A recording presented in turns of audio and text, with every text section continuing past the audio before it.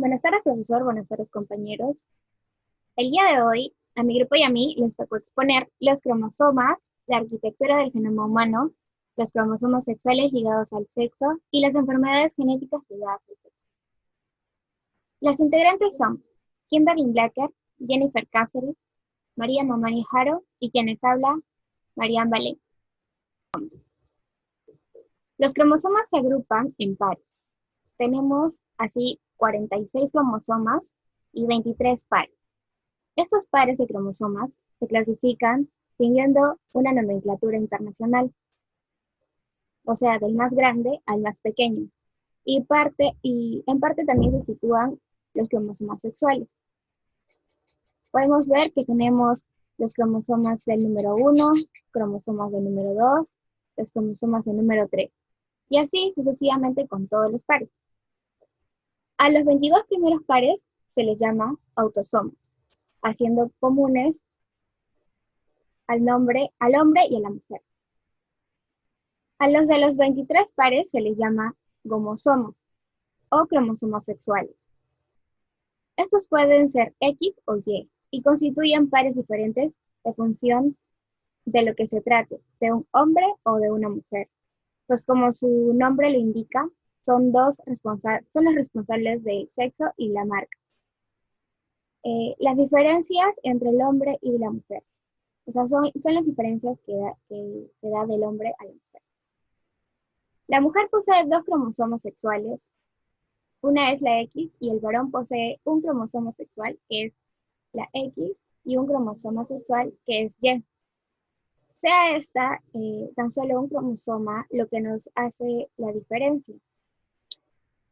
También debemos recordar que los cromosomas son iguales para las razas humanas, o sea, para todas las razas humanas.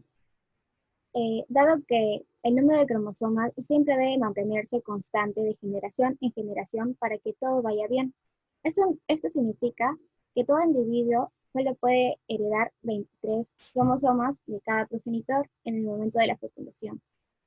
Por lo tanto, si una mujer tiene 46 cromosomas y un hombre tiene 46 cromosomas, cada uno debe transferir a su hijo en el momento de la fecundación la mitad de su donación, o sea, 23 cromosomas, para que éste tenga finalmente 46 cromosomas, los 23 de la madre y los 23 del padre, que son 46.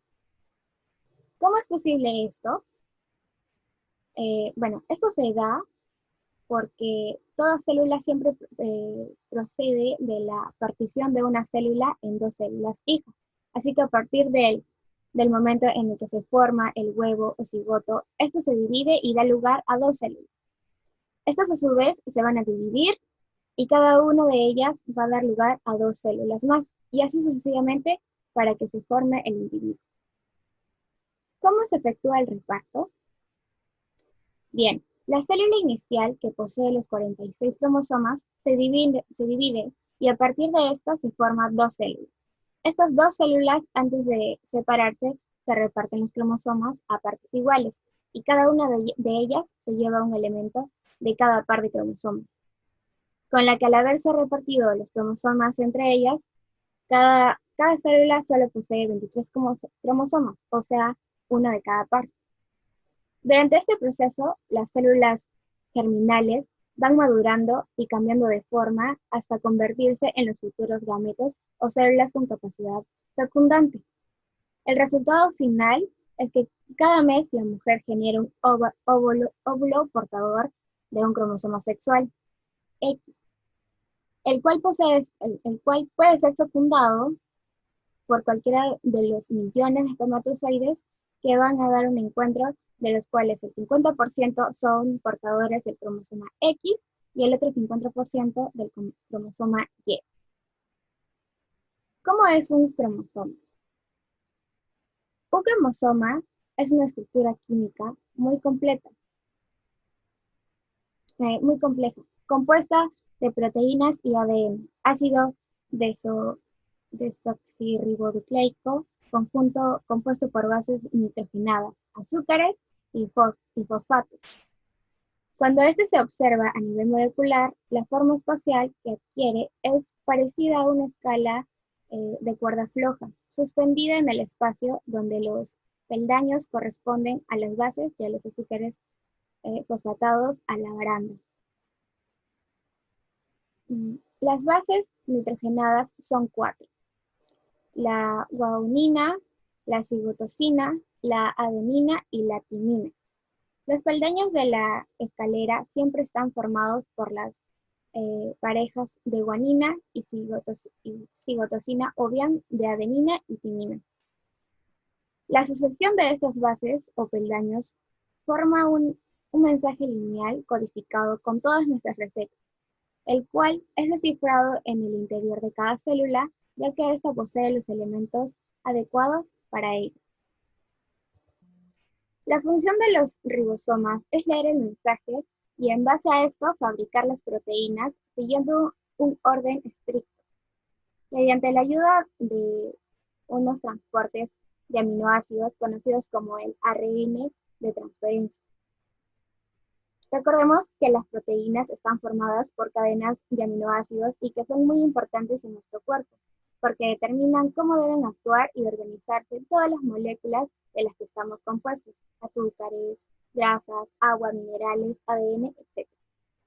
El mensaje del ARN mensajero está escrito en el código trinario, es decir, cada 3 bases determina un aminoácido específico a este conjunto de 3 bases que se le da el nombre de codón.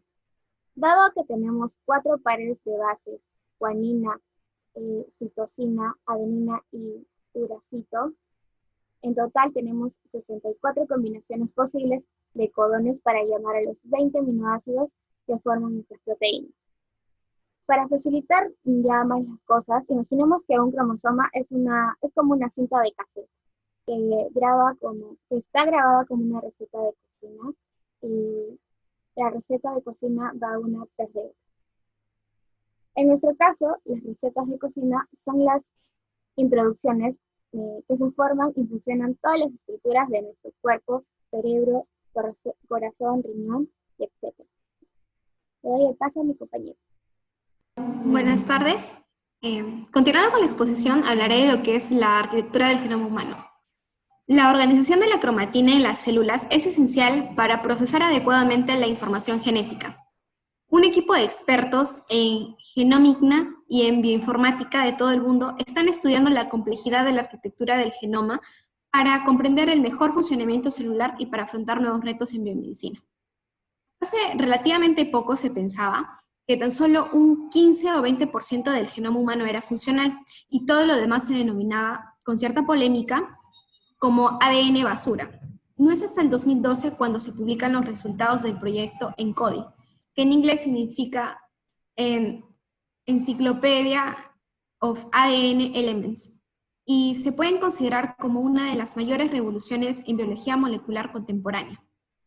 El proyecto ENCODE demostró que al menos un 80% del genoma humano tiene algún tipo de actividad biológica e hicieron público al mismo tiempo más de 15 terabytes de datos libres de libre disposición para utilizarlo en la investigación.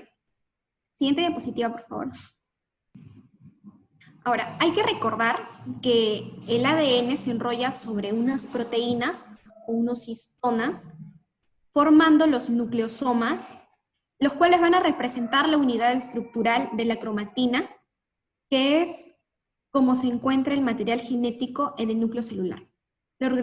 La organización de la cromatina se caracteriza por unos grandes dominios espaciales o territorios que van a abarcar los cromosomas, como en la figura del cromosoma al cromosoma A. Estos territorios se conocen como dominios de cromatina y son parecidos en todas las células del organismo, pero estos van a tener a su vez unos subdominios que son muy variables y pueden presentar distinto grado de compactación. Siguiente diapositiva. Bueno, en cuanto a lo que es la compactación de la cromatina, es la clave para que los elementos reguladores, como son los denominados promotores, capacidad de unión al ADN, que se reconocen como los factores de transcripción.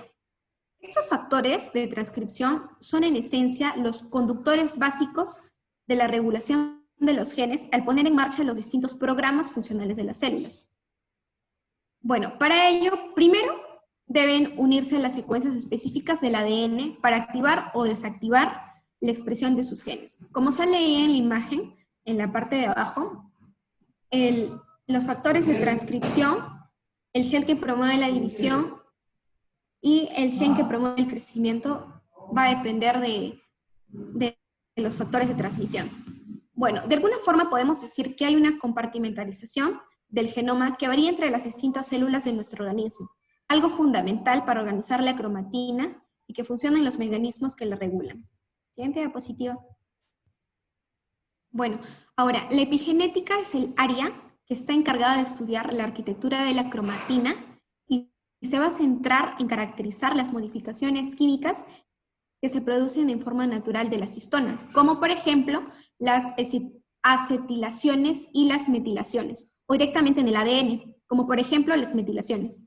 Estos cambios químicos en la cromatina hacen que algunas regiones del genoma estén accesibles, como en la primera figurita, una cromatina de cara abierta, y otras que sean inaccesibles, como por ejemplo la segunda imagen, que es una cromatina de cara cerrada, a los factores de transcripción.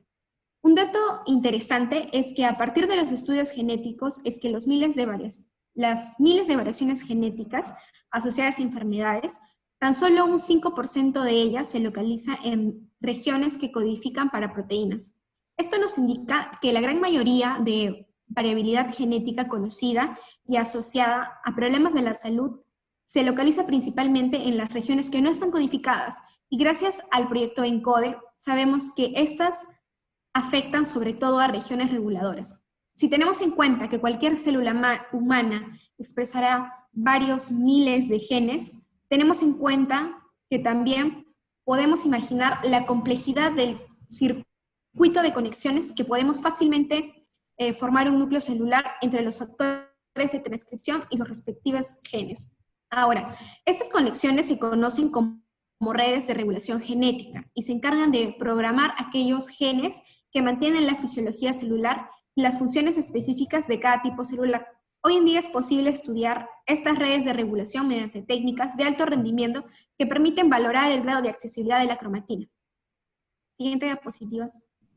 Gracias a esta información podemos conocer, por ejemplo, si entre las células de nuestro cerebro y músculos hay diferencias de accesibilidad en los elementos reguladores de algunos genes. Podemos cuantificar qué factores de transcripción tiene más relevancia para cada tipo celular, o podemos examinar el conjunto de genes que están inactivos o activos. Uno de los retos más prometedores de la epigenética consiste en descifrar dichas regulaciones y entender cómo es que operan las células. Las conexiones de las redes de regulación genética evolucionan y se adaptan con el tiempo, y es por este motivo que caracterizarlas es imprescindible para entender los procesos dinámicos como lo son la diferenciación celular, el desarrollo embrionario o los cambios progresivos en las células afectadas por la enfermedad. Sin embargo, dichas redes también son sensibles a perturbaciones que pueden estar inducidas por agentes externos, como por ejemplo lo que son los tratamientos farmacológicos, el estrés o la exposición a ciertos hábitos de vida, y también a factores externos, como pueden ser las variaciones genéticas, que pueden alterar las alteraciones reguladoras. Así, por ejemplo, una variación genética puede afectar al funcionamiento del factor de transcripción, pero también puede alterar la estructura de los subdominios de la cromatina, perjudicando la regulación de ciertos genes. Y bueno, por último, hay que resaltar que la mayoría de estos avances se desencadenan por los progresos en las técnicas de secuenciación, así como las estrechas alianzas entre científicos de diversas áreas de la biología molecular, como la epigenética, la genómica funcional y la bioinformática. El éxito de este ambicioso reto gravita alrededor de una sofisticada integración de datos sobre la variabilidad genética de los individuos, la expresión de genes y la epigenética, para definir con precisión la arquitectura funcional de los genomas, porque nosotros sabemos que constantemente la biología, la epigenética, la genómica funcional funcional y la bioinformática está evolucionando. Entonces, conforme evoluciona, es que se van descubriendo nuevos aspectos sobre la arquitectura del genoma humano. Le doy pase a mi compañera María.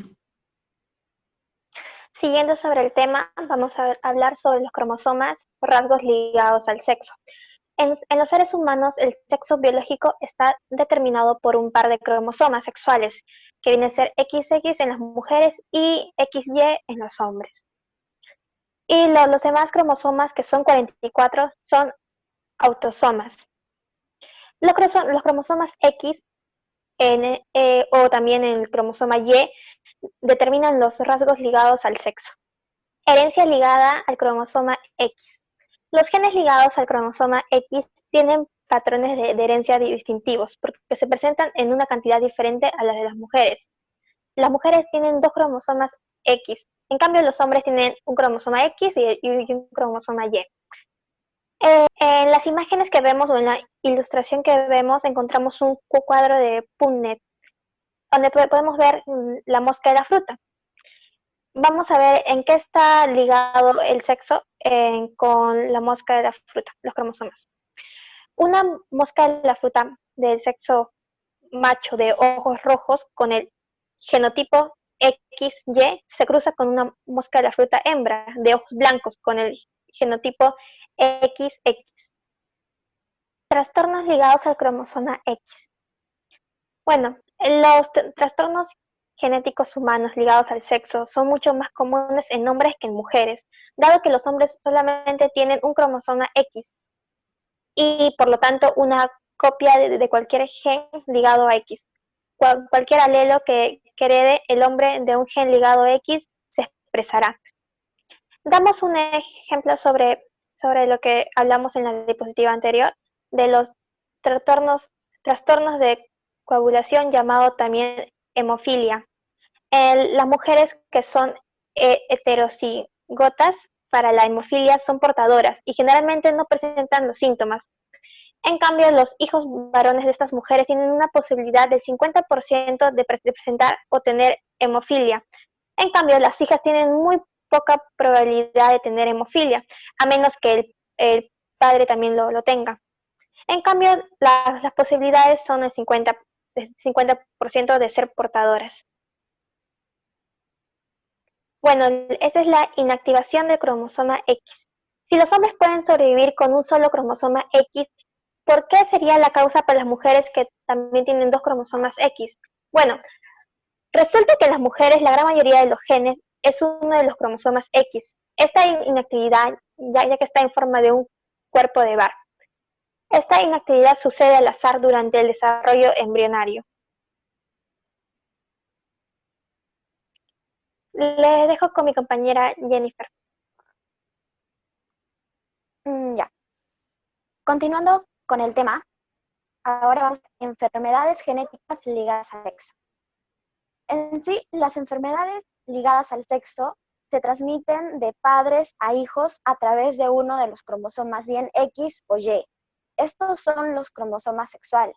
Como bien se ha dicho, en las enfermedades ligadas al sexo, por lo general, los hombres son los afectados porque tienen una sola copia del cromosoma X que porta la mutación. Y en el caso de las mujeres, el efecto de la mutación puede estar enmascarado por la segunda sana del cromosoma X, que la mujer porta 2 cromosomas X. Aquí podemos ver el cromosoma, no, el dominante. Ya, nos dice que el gen responsable del fenotipo se localiza en el cromosoma X y y basta con una sola copia del alelo es suficiente para desencadenarlo. Esto puede ser heredado del padre o de la madre. Los hombres solo pueden heredar un cromosoma X.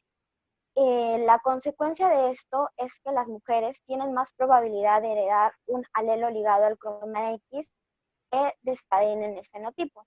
En este tipo de situaciones, casos, cuando la madre es portadora del alelo en uno de los 2 cromosomas X, es homocigótica, ella misma presentará el desorden genético y además el 50% de sus hijas, mujeres, presentarán este desorden, el 50% de sus hijos varones también presentarán este desorden. En este caso, cuando la madre es portadora del alelo en sus dos cromosomas X, esto quiere decir que es homocigótica, ella misma presentará el desorden, pero nos dicen que también el 100% de sus hijas, mujeres, presentarán este desorden y el 100% de sus hijos varones también presentarán ese desorden. En cambio, en otro caso, cuando solo el padre es portador del alelo en el cromosoma X y él mismo presentará el desorden CO, y además el 100% de sus hijas mujeres también presentarán este desorden, pero el 0% de sus hijos varones tendrán este desorden. En otro tipo de caso, cuando los dos padres son portadores, pero la madre es heterocigótica, nos dicen que el 100% de sus hijas tendrán el desorden, pero solo el 50% de sus hijos varones presentarán este desorden. Y aquí tenemos la lista de desórdenes dominantes ligados al cromosoma X, como por ejemplo el síndrome de Rett, la mayoría de los casos del síndrome de Alport, el síndrome de Blood, el síndrome de Guillain-Barré, el síndrome de Gold, el síndrome de Yao y el síndrome de Aicardi, entre otros. Ahora vamos a ver sobre la recesiva. Nos dicen que el gen responsable del fenotipo se localiza en el cromosoma X y se necesita homocigosis del alelo en las mujeres para expresarlo, que en el caso de los hombres solo basta con portarlo. Este puede ser heredado bien del padre o de la madre, y los hombres solo pueden heredar un cromosoma X. La consecuencia de esto es que las mujeres tienen más posibilidades de heredar el alelo ligado al cromosoma X, pero no en desencadenar en el fenotipo de portadora. Aquí podemos ver también variedad de casos, como cuando solo la madre es portadora del alelo en el cromosoma X, ella misma no presentará el desorden genético, pero el 50% de sus hijas, mujeres, serán portadoras y el 50% de sus hijos presentarán este desorden. En otro tipo de situación, cuando el padre es portador del alelo en el cromosoma X, él mismo presentará el desorden genético, pero el 100% de sus hijas serán portadoras y el 0% de sus hijos varones tendrán este desorden. En cambio, cuando los dos padres son portadores, nos dicen que el 50% de sus hijas tendrán el desorden y el otro 50% de sus hijas mujeres presentarán y serán portadoras. Y el otro 50%, en caso de hijos varones, solo ellos presentarán el desorden. También en otro tipo de casos, en otro tipo de situaciones, cuando la madre es homocigótica para el alelo y el padre no lo porta, nos dicen que el 100% de sus hijas serán portadoras y el 100% de sus hijos tendrán este tipo de desorden. Pero en otro tipo de situación, cuando la madre es homocigótica para el alelo y además el padre también es homocigótico, nos dicen que el 100% de su descendencia tendrá este tipo de desorden. Aquí tenemos una lista de desórdenes recesivos más comunes ligados al cromosoma X. Entre los más conocidos tenemos al daltonismo, a la hemofilia A, a la hemofilia B, a la distrofia muscular de Becker, a la icliosis ligada al cromosoma X, y entre otros. Ahora vamos a ver sobre la herencia ligada al cromosoma Y. Aquí nos dicen que las enfermedades ligadas al cromosoma Y son muy poco comunes debido a la poca cantidad de información genética que contiene. Solo pueden transmitirse de padres a hijos con un 100% de penetrancia, ya que las mujeres carecen del cromosoma Y, porque solo las mujeres poseemos dos cromosomas X. Y las lesiones en el cromosoma Y son una causa frecuente de infertilidad, si es que la mujer logra poseer un cromosoma Y también, no podría tener hijos. Y en otro tipo de situaciones, las enfermedades ligadas al cromosoma Y son todas aquellas derivadas de mutaciones de alguno de sus genes. Una conclusión referente al tema tocado, nos dicen que la herencia dominante ocurre cuando un gen anormal de uno de los padres causa la enfermedad, aunque el gen compatible de otro padre sea normal. Aquí nos dicen que el gen anormal domina. Y sin embargo, en la herencia recesiva nos dicen que ambos genes compatibles deben ser anormales para producir la enfermedad. Gracias a todos por su atención.